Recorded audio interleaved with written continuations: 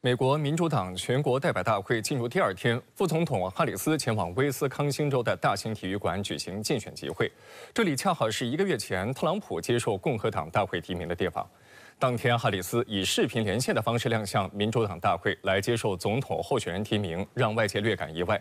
但他的吸金能力明显超过特朗普，短短1个月已经筹集了约5亿美元。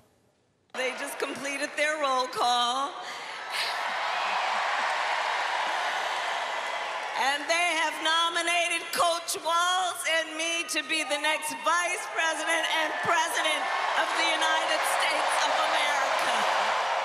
按照日程，哈里斯将在当地时间22号，也就是民主党大会的最后一天发表演说，并正式接受提名。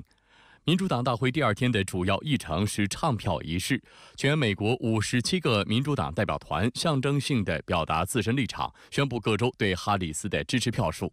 大会现场还配合娱乐明星的演出，而最受关注的明星则是前总统奥巴马夫妇。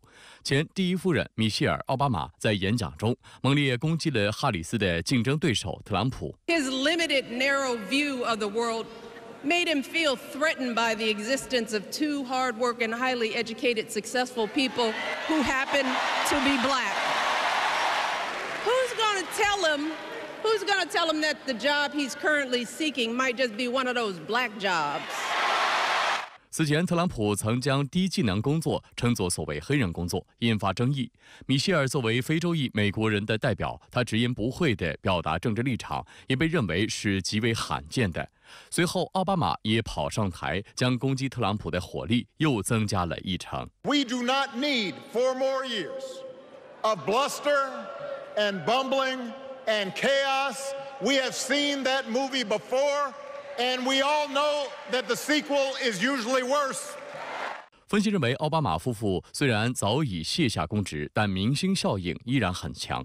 此前还有民调显示，拜登尚未放弃竞选连任时，如果把当时的副手人选哈里斯换为米歇尔，会有更多支持者出来投票。哈里斯自从确认接棒参选后，势力不断上升，特别是他惊人的吸金能力引发外界高度关注。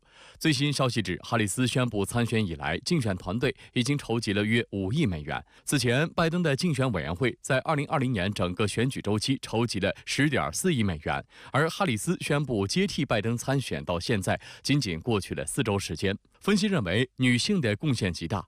哈里斯的竞选团队称，在7月募集到的3.1亿美元资金中，有60%来自女性。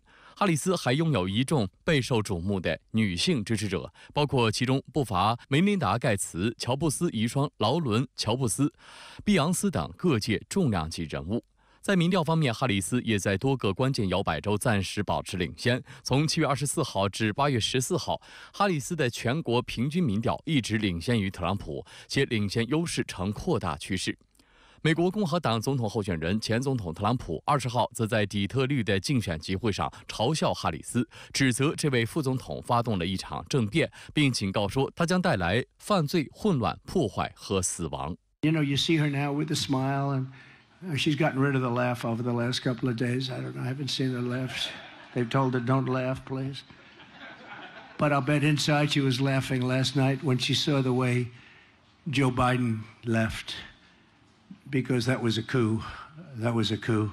And I'm no fan of his at all.And it started with the debate, and from that point on, it just got worse and worse. But that was a coup. It was a vicious, violent overthrow of a president of the United States. 值得一提的是，在关税议题上，哈里斯和特朗普也针锋相对。他曾抨击特朗普提议征收的进口关税，相当于对美国从别国进口的日常用品征收特朗普税，将加重美国人生活负担，摧毁美国人。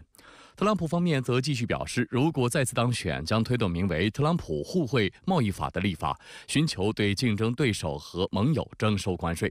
特朗普还直接回呛了哈里斯。She's wrong. It's a tax on a foreign producer. It's a tax on a foreign country, and I prove that better than anybody.此外，特朗普近期还明确表示，将考虑取消购买电动汽车的7500美元税收减免政策，并提高对电动汽车的进口关税。特朗普一系列贸易保护主义言论释放后，引发美国企业的高度担忧。当前，不少企业开始提前囤货，并暂停扩张计划。美国民主党重要人物伊利诺伊州州长杰伊·罗伯特·普利茨克也在芝加哥民主党全国代表大会上演讲，讽刺特朗普的经济政策。Donald Trump thinks that we should trust him on the economy because he claims to be very rich, but take it from an actual billionaire.